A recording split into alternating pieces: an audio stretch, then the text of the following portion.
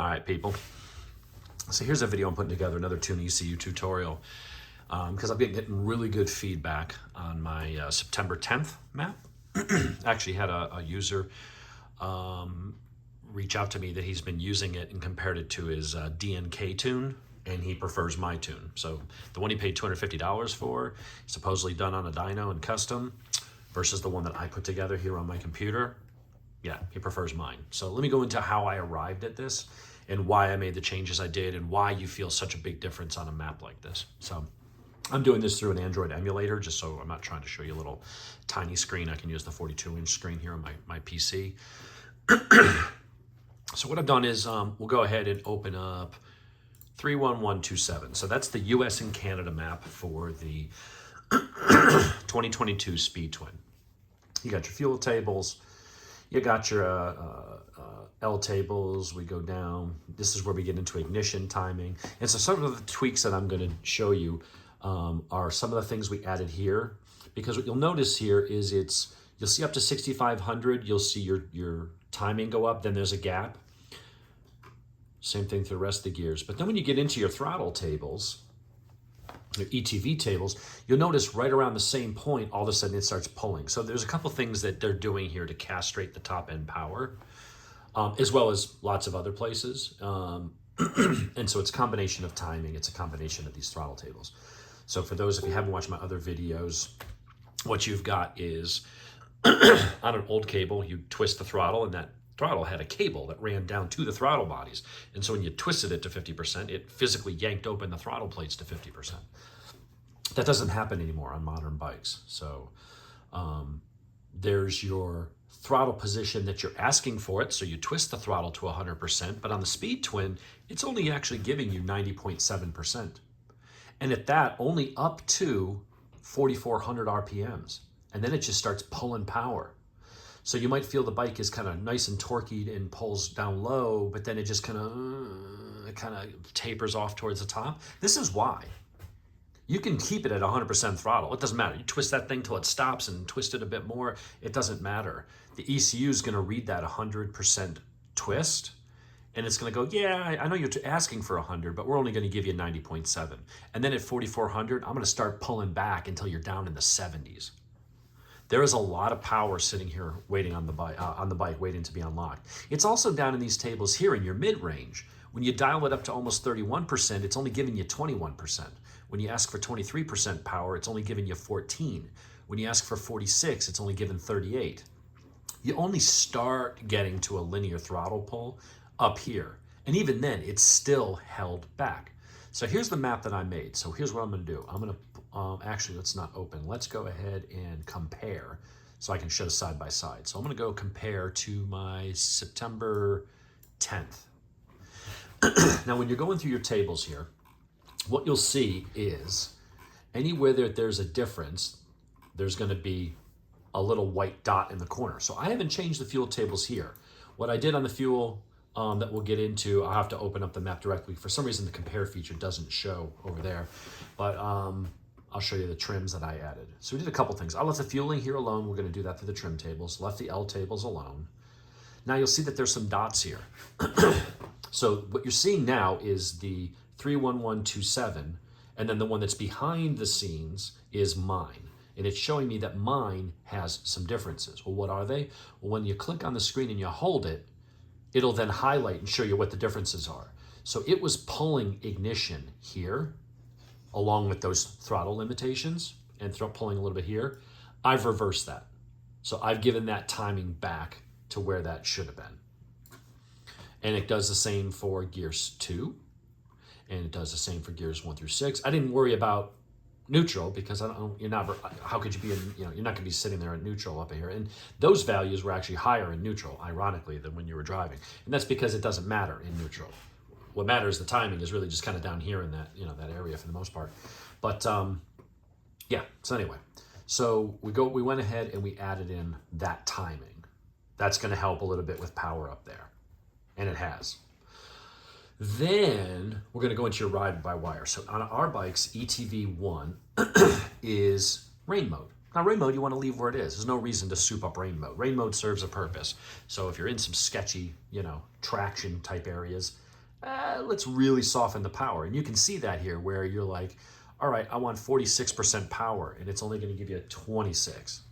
I mean, it's really holding back the power to make it you can twist the throttle a lot and not a lot happens because it doesn't want anything abrupt, anything that could upset the chassis or break traction. You get into road mode and it's still held back, but not as much.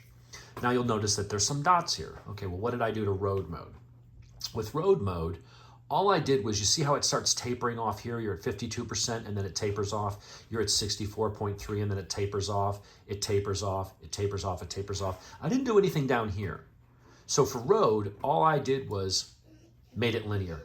Notice the 52s now go all the way up. The 64s go all the way up. 76, 85, the 90.7 and the 90.7 goes all the way up. So it's unrestricted, but so you're getting your power here, but everywhere else, it's still that very smooth, tame, linear, predictable. We haven't changed anything out here. We just said if you happen to be up here and you're giving it the beans, continue with that power rather than pull back. But it's not necessarily making more power than was here. It's just gonna make a little bit more up here, up top if you're really getting it, right? That's what we did for road. For sport, this is the biggest difference. There's two main components. The timing made a little bit of a difference, I felt. In fact, I pulled back some of the timing I initially had put in there, and it seemed to respond better to about 2.2 degrees instead of 4. So this is the biggest difference between my map and a stock map, and it's all right here. What you see here is the stock map. See, in sport mode, see how it's all restricted? 100 doesn't give you 100. 100 gives you 91, and then it pulls back into the 70s. And when you're at 81, when you're out here, it pulls back here. When you ask for 46%, it only gives you 38. When you ask for 38, it only gives you 28. 31 gives you 21, and so on. Here's what my map looks like. Much, much different. When you ask for 100, you get 100 right to the red line. It's not going to pull back any power. It's going to give you whatever it can make. Same thing here. When you're asking for, around the 87-ish, it's going to deliver it all the way up. Same thing with this and this. And then I made all of these linear. So before, when you asked for 61.5, you were getting almost that. So not a big change there. It's down here in this mid-range where people are going to feel the biggest difference. When you were asking for 53 before, it was only giving you 48. Not a massive difference. This is going to kind of come on gradually. It's going to come on stronger here to match what was up here. Before, you're asking for 46, it's only delivering 38. And my map, when you ask for 46, it gives you 46. When you were asking for 38 before, it was giving you 10% less than that. It's only giving you 28. Now, it's giving you 38. 30 was before, this is the stock map, it's only giving you 20. Now you're getting 30. And 23 gives you 23 instead of 14. So I've got minor increases here. So here at 3.1% throttle, it's only opening the throttle plates 1%. Now it's 1.5. So I had originally made this more aggressive, but it made that when you're just giving it a little bit of gas and kind of cruising through the subdivision, it made it a little snatchy and twitchy. So I backed it off a little bit, but I've gotten a good balance here of adding a little bit more punch. The bike actually revs quicker because when you blip the throttle, you might have blipped it before to 15%. But if it was only giving you 7% throttle, it just revved kind of slowly. Now it's much more linear. So I've got it more than stock here, but it's not crazy. It's not a 1-to-1 ratio. You really don't want to start getting to that till you're over 21, 20% or so. And then you want it linear to wherever you want it, wherever I go. I don't want to give it 80% throttle because I'm only going to get 52%. Just give me the gas. If I snap it to full, give me full. If I go to half, give me half. That's what this is doing now. There's my values. That's what's changed. This is the old values. ETV4 is not used on this bike. The AFR tables, incredibly lean. Now, there's a caveat here. This is not a self-tuning bike. Everyone talks about, the 12-minute tune, and it tunes the bike, and it's self-correcting, and people just have these crazy ideas of what the ECU does. No, it doesn't. It does have a narrowband O2 sensor in each header, and it will, based on these targets here, it will try to make minor adjustments, but really only in this area here. I don't know why they even bother with all these other tables, to be honest, because the closed loop section of this bike is 5,000 and below and 20% or below. But be that as it may, these are in here. So what I did do is, just so that it would help a little bit, now, how much it's going to help, it's very hard to quantify. I've talked to a bunch of different tuners. I've never gotten a clear, definitive answer. But when I go and I build these maps, this is the stock map. It's going to want to run crazy lean and all that stuff. I reset those all to 13.2. 13.2 is a good, safe number. The max power that your bike makes at a given RPM might be 12.9, might be 12.3, but 13.2 is right in the middle of that stoichiometric range of your motor's happy enough. You're good enough, you're close enough that, yeah, you go up or down a tiny bit, you might pick up a horsepower or lose a horsepower, but you're right there in the range. If you were to tune just to an AFR, and that's not what good tuners do, by the way. A good tuner will go through, if you got a power commando, they'll set a target AFR and they'll go do their sweeps, and they'll start with something like 13.2. And then they'll probably go and lean this area out just a little bit just to save a little fuel while cruising, because it doesn't matter. You're not really under load, high throttle positions. And then they'll come out here and hunt for power. And so if it was, they just kind of did their first sweeps just to get a baseline to say, okay, the motor is in the range. It's happy. You could run it like that if you want. But if you want to find the optimal horsepower up here, that's when they'll go through and they'll take away 3% and then add 1%, and they'll find out how the motor reacts. And when they add too much fuel or take enough away that it stops going up and starts going down in power, then they found that whatever reason your motor at that range, at that throttle position, was happiest at 12.95 or 13.1 or whatever it is. But for our purposes here, this is not a dyno tune. So we just wanted to say, if the ECU is going to intervene and try to make any corrections to my trim tables, I want to at least make it into the range of it. Quiet, puppy. I want it to be in the range of making it a little, more happy. So we're going to get rid of all these hot, stupid lean conditions, and we're going to set it to that. That's the basis of most of the maps that I've made, is leaving rain alone. No changes between my map that's underneath this one and the stock map.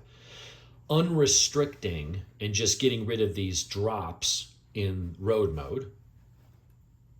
And then going in and getting rid of all these slow to react, never giving full power, and even then pulling back even more from that.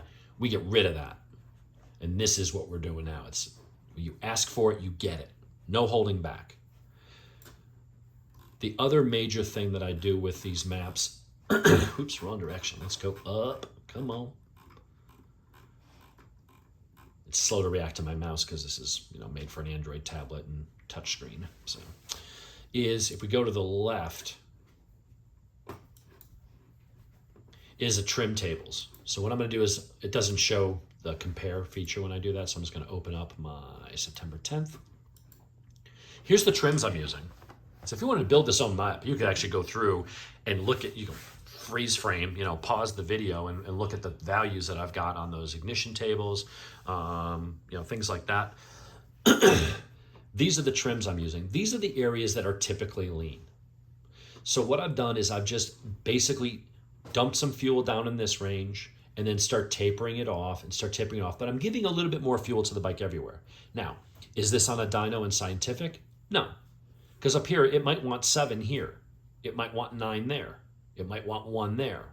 The point is that these bikes are rarely ever running lean, rich. Most bikes, especially Euro 5 bikes, they're almost never running rich. I have found that wide open throttle, Triumphs do tend to be pretty close, and because I did remove the intake snorkel and unrestricted airflow a little bit on that end, and I took out my DB killers, which slow the flow in the exhaust, and the US mufflers don't have cats in them. I added a tiny bit, I'd always rather err on the side of it having a little more fuel than it needs, obviously with the caveat of not being too much and being too rich.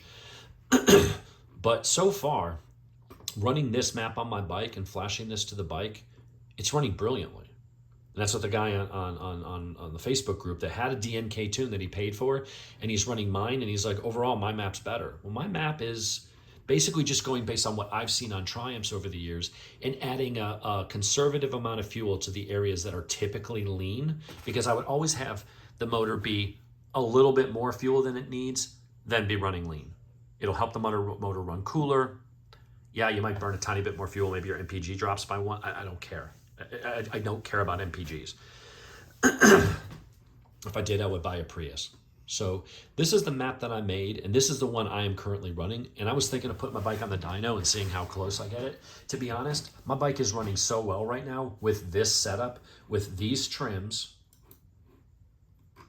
with these ignition changes that I made up top. I'll go ahead and compare in the background so I can pull it up. So these are my ignitions. I went from 24 and then 24.3.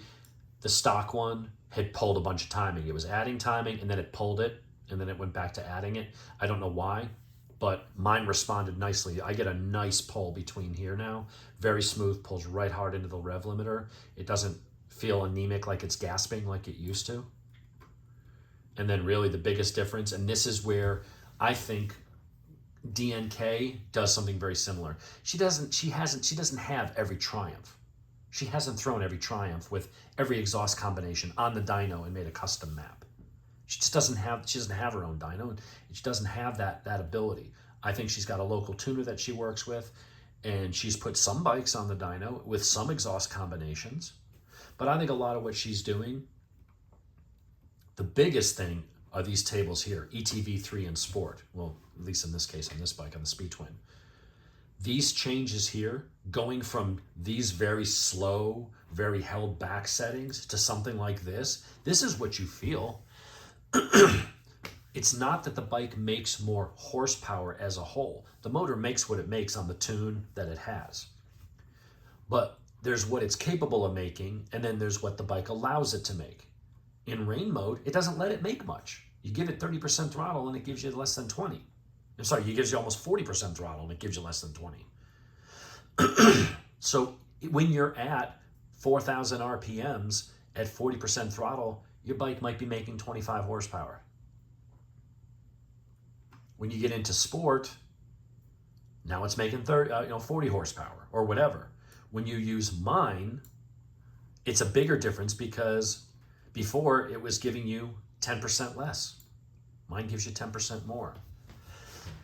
So it's less about the bike making more horsepower. Up here, if you're just looking at peak figures, but if you were to run a dyno run on my map in stock, with a stock exhaust, everything like I've got, and you would find that my curve makes more power. Not because of the tune. It's because on the stock tune, if you say we're going to do a 50%, we're going to do a 50% throttle run, and you do your sweep, and you'll see the curve go up, and that's because at 50% on the old one you're getting 48%. On mine you're actually getting 54%. When you're down here in the mid range, when you're cruising and you initially lunge, oh, I got to pass this car, boom, and you go. When you were given at 38% before, it was only giving you 28. So if your dyno run is going to reflect that. Doesn't mean the motor's making more power. It's just the ECU is allowing it to deliver more of the power. Look at this as a delivery system. There's how much the bike makes, and it makes what it makes. It's how much you ask for. That's up here. That's how much you twist the throttle. And when you ask for it, how much gets delivered. Stock doesn't deliver as much. This is where I think, and based on a couple of DNK's tunes that I have access to and have looked at, this is where most of her modifications are. If she happened to have the bike and had it on a dyno, then it's probably a decent custom map. I don't think that applies to the majority of her maps. These are things you can do on your own. If you have the ability to go buy a tune and use TuneECU on your Android device to flash it, then you have access to these same tables and you can come in and do these things yourself. You don't have to pay someone $250 to edit a spreadsheet. You just need to know what changes you're making and why. And that's what this video is kind of designed to explain to you. Old settings, my settings. Old settings, very slow. 15% throttle gives you 7.9, 12.3 gives you 5.8. Mine ramps up quicker, and by the time you hit 20%, it's a 1-to-1 ratio. It just goes.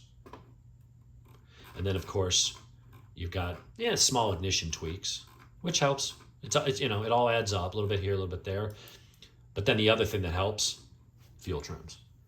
Now, if this was a full exhaust, and when I get to a full exhaust, that's when I'm actually going to take the time and go throw it on Charles Dino over at HFD1, who has a lot of tuning experience. He's got the pro version of TuneECU and used to be the shop manager for a Triumph dealer and a racer, and he knows this stuff. He builds, it's a boat racer and motor builder, but he's also a TuneECU tuner.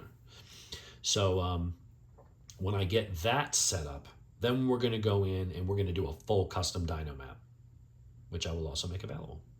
So there you have it. This is how I arrived at my September 10th, which is the actual map that I'm running right now. And frankly, I'm just going to keep running that. I don't see a need to throw it on the dyno. I'm just going to wait until I get the full exhaust and then do it once and do it right. Right now, this thing is running like a champ, and this thing runs circles around the stock bike. Way more responsive, way smoother. Before, the bike would barely wheelie. You'd have to kind of roll off the throttle to load the front suspension a little and whack it and get it to kind of come up in first. Now, anytime you just give it full throttle in first, down here, as soon as it hits the mid-range, front end just comes up. Comes up. It's starting to come up in second on its own now too. Stock bike never did that. So this is how we arrived at that. Those are the changes. These are things you can do yourself. It's not rocket science. You need to know a little bit about the motor. You want to be very careful, right? There's certain things in here you wouldn't want to do, radically change ignition tables. These are mild changes, and the rest we left alone. I only pulled it back, or only gave it back where it was already being pulled. I just put that timing back in. And when it comes down to these ETV tables, you don't have to be an expert at this stuff, but you do need to be careful. I mean, you do, like if you came in here and I put hundreds here, then as soon as you gave it throttle, the bike would just take off. Like it would go, oh, you gave it 3%, but you want 100%? Well, here you go. So you do have to be careful in that sense. You don't want to do radical changes down here because, if you put 20% here, you'd be rolling along, and all of a sudden the bike would just lurch out from under you. Like, you want it to be progressive, but once you're rolling along at over 20%, that 1-to-1 makes the bike feel night and day different. That's what you've been paying $250 for, mostly. Again, I won't say that she doesn't have any custom dyno maps. I'm sure she does. I don't think the majority of them are that, though.